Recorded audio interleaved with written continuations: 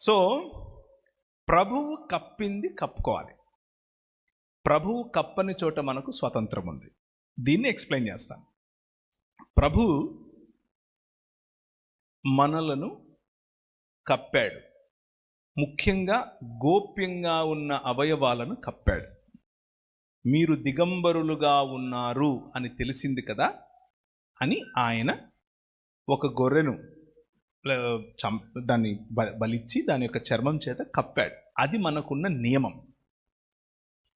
మిగిలిందంతా కూడా స్వతంత్రం. ఎక్స్ప్లెయిన్ చేసే ప్రయత్నం చేస్తాను.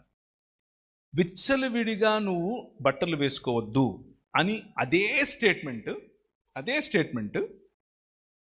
జీన్స్ వేసుకున్న వాళ్లకు చెప్పచ్చు, చీర కట్టుకున్న వాళ్లకు చెప్పచ్చు, చీర కట్టుకున్న వాళ్లకు చెప్పచ్చు, ఏమీ వేసుకునే వాళ్లకు చెప్పచ్చు. అది మన చూపులో ఉంటుంది. మన చూపు మనం ఎదిగిన సంస్కృతిలో ఉంటుంది. చీర కూడా అసభ్యంగా కట్టుకోవచ్చు 100%. చీరలో కనిపించినంత ఒళ్ళు జీన్స్ ప్యాంట్ అండ్ టాప్లో కనిపించదు. నెట్టెడ్ శారీస్ కూడా వేసుకుంటారు. నెట్టెడే అవసరం లేదమ్మా. మామూలు చీర, పట్టు చీరలో కూడా ఒళ్ళు చూపించాలనుకుంటే ఒళ్ళంతా చూపించవచ్చు. అలా కట్టుకుంటారు కూడా చాలామంది. సో ఒకరి వస్త్రధారణ పైన మన కంట్రోల్ ఏంటి అన్నది నా అభిప్రాయం. నాకు బైబిల్లో నుంచి ఇదే అర్థమైంది. ఎక్స్టెన్షన్ చెప్తాను. మీరు ఇంతవరకు చెప్పారు గ్రామాల్లో అంటే రేపులు జరిగేదానికి కారణం బహుశా 1% ఇది కూడా అయి ఉండొచ్చు అని. 6 ఏళ్ళ అమ్మాయి ఏ చీర కట్టుకుందని రేపు చేసాడు వీడు? 65 ఏళ్ళ ముసలామె ఏ జీన్స్ ప్యాంట్ కట్టుకుందని రేపు చేస్తారు? అవును. తేడా ఉందా వీళ్ళకి? 6 ఏళ్లకు 65 ఏళ్లకు తేడా లేదు వీళ్ళకి. అది మృగం. మైండ్ పొల్యూట్ అయిపోయిందండి. మృగం, పశుప్రాయం. పశువులాగా బతికేవాడికి 6 నెలల అమ్మాయిలోను 60 ఏళ్ళ అమ్మాయిలో 60 ఏళ్ళ ముసలావిళ్ళలోను లేకపోతే 65 ఏళ్ళ ముసలావిళ్ళలోను తేడా కనిపించదు. అది వాడి బుద్ధికి ఉన్నటువంటి పతన స్థితి, వైకల్యం. ఆ పతన స్థితిని తీసుకొచ్చి ఒక స్టాండర్డ్ చేసి వాడెవడో అలా ఉన్నాడు కాబట్టి నువ్వు అలంకరించుకోవద్దు అంటే ఎలా? అలా తప్పు. అలంకరించుకోండి. స్త్రీల గురించి చెప్పినటువంటి ఒక చక్కటి మాట ఏంటంటే, వీరు యెరూషలేము నగర కొరకు చెక్కినటువంటి మూల కంబముల వరే ఉన్నారు అని అంటాడు. కుమార్తెలు, యెరూషలేము కుమార్తెలు మూల కంబములు అంటే ఏమిటి? అంటే బలంగా ఉంటాయి, సొగసుగా కూడా ఉంటాయి. నగరమునకై చెక్కబడిన సొగసుగాను బలంగాను ఉండేటటువంటి సమాజంలో ఉన్న స్త్రీలను మనం తయారు చేయాలి.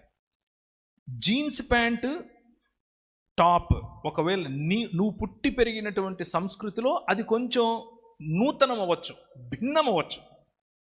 భిన్నమైనప్పుడు అందరి కళ్ళు నీ మీద ఉంటాయి.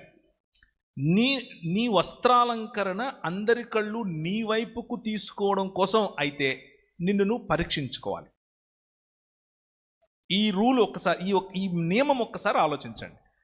అందరి కళ్ళు నా మీద ఉండాలి అన్న ఆలోచనతో వస్త్రాలంకరణ నువ్వు చేసుకుంటే నిన్ను నువ్వు పరీక్షించుకోవాలి. ఒకసారి నీ వైఖరిని ఒకసారి పరీక్షించుకోవాలి. ఇది కేవలం స్త్రీలకే కాదు, పురుషులకు కూడా, ఎవరికైనా.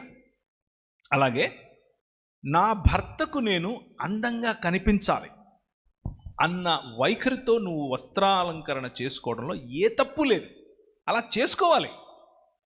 నీ భర్తకు నువ్వు అందంగా కనిపించకుండా సింపిరిగా ఇంట్లో ఉంటూ బయటకు వెళ్ళేటప్పుడు పూసేసుకుని వెళ్ళావనుకో, ఏం కమ్యూనికేట్ చేస్తున్నావు నీ భర్తకి? అనుమానాలు. He is not important.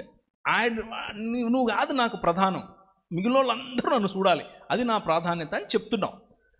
అక్కడ వైఖరిని మార్చుకోవాలి.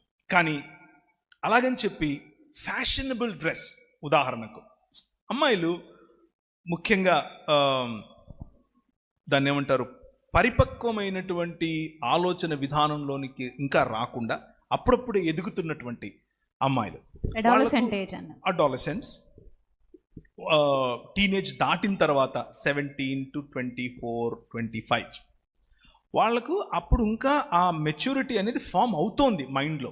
అలాంటి వాళ్ళను నువ్వు ఇదే చెయ్యి అని ఒత్తిడి పెట్టడం వల్ల రెబెలియన్ వస్తుంది. రెబెలియన్ వచ్చి నా ఇష్టం, నేను ఇదే చేస్తా అంటాడు. అంటుంది ఆ అమ్మాయి. అలా వద్దు, walk with them and show them. చెప్పండి వాళ్ళకు దీనివల్ల ఇది సమస్య, దీనివల్ల ఇది సమస్య. నేను ఒక మాట చెప్తాను. నేను అంటే నాకు అందరూ ఆడపిల్లలే ఇంట్లో, నేను ఒక్కడనే మగోండి. నా బతుకు చూడండి, అందరూ మా అమ్మ దగ్గర నుంచి ఆఖరి పాప వరకు అందరు ఆడపిల్లలే. నేను ఒక్కడనే. ఒక్క రోజుకు ఒక్క అమ్మాయి 20,000 పదాలు వాడుతుందంట. 20,000 ఒక్క అమ్మాయి. నా పరిస్థితి ఏంటంటారు? ఒకరోజు మా పెద్దమ్మాయి సిటీలో, అంటే హైదరాబాద్లో ఉంటాం మేము, హైదరాబాద్కి తగినటువంటి డ్రెస్సే వేసుకుంది. మేము చర్చ్కి వెళ్తుంటే నాకు కొంచెం అనిపించింది చెప్పాలేమో అని. ఎలా చెప్పాలి అని కూర్చొని కొంచెంసేపు ఆలోచించి ఓకే అని దగ్గరికి వెళ్ళి ఆ అమ్మాయిని దగ్గర తీసుకొని, యూ లుక్ బ్యూటిఫుల్ టుడే అని చెప్పా. నువ్వు చాలా అందంగా అనిపిస్తున్నావురా, కాకపోతే ఇది ఇలా చేసుకుంటావా అన్న. వెంటనే మార్చుకుని వచ్చింది, మరుసటి క్షణమే మార్చుకుని వచ్చింది. అర్థమవుతుందా? Appreciate the beauty in your daughter before somebody else does it. ఎవడో బయటోడి కోసం అలంకరణ వద్దు. I'm looking at you, are so beautiful. ఇక్కడ ఉన్న తండ్రులకు అందరికీ ఒక మాట చెప్తున్నా, గుర్తుంచుకోండి ఈ విషయం. You will not regret. మీరు తీసుకుంటే మీ మనసులోకి, మీరు ఎప్పుడు ఎందుకు విన్నానరా వారి మాట అని మీరు అనుకోరు, మీరు సంతోషపడతారు. ఏంటంటే మీ ఆడపిల్లల్ని, ముఖ్యంగా మీ కూతుళ్ళని పొగడండి. ఎందుకంటే బయటోడు పొగిడితే పడరు. మా తెలుసులే ఓ అంటారు. మా నాన్న రోజు చెప్తాడు, నువ్వు కొత్తగా చెప్పేది ఏంటి అంటారు. నిజంగా మీరు దూరం ఉంచినంత వరకు బయటోడికి దగ్గర అవుతారు. గులాబీ పట్టుకోవచ్చు. నిజం చెప్తున్నాను. జస్ట్ ఒక టెక్స్ట్ కొట్టండి మధ్యలో, నువ్వు అక్కడ మీటింగ్లో అలా కూర్చున్నావే, భలే అందంగా ఉన్నావే ఇవాళ అని చెప్పండి. She will feel good. ఆ అమ్మాయి అలంకరణ ఎంత పోతుంది, అంత మొత్తం దుప్పటి కప్పుకొని వస్తుంది రేపటి నుంచి. ఇంకో చిన్న పాయింట్ అన్న, కేవలం అమ్మాయిలనే కాదు వాళ్ళ భార్యలను కూడా ఇలాగే పొగిడితే బెటర్. అవును కదా, కొంతమంది భార్యల్ని భర్తలు అసలు పొగడరు. బాగున్నావు, ఈరోజు వంట బాగుంది, అందంగా ఉన్నావని కూడా అనరు. మ్యారేజ్ అయిన కొత్తలో అంటారేమో. ఏంటమ్మా మనసులో మాట చెప్తున్నావు?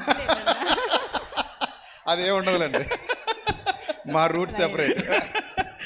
నేను మొన్నే నా భార్యను కూర్చోపెట్టి ఒక మంచి పాట పాడాను, ఆమెను పొగుడుతూ. చేయాలి, తప్పులేదు. నా కోసం పాట కూడా రాశారన్న ఆయన. అవునా? రిలీజ్ చేయలేదండి. చేయండి మాలాంటి వాళ్ళు నేర్చుకుంటారు. So it is a good thing to do.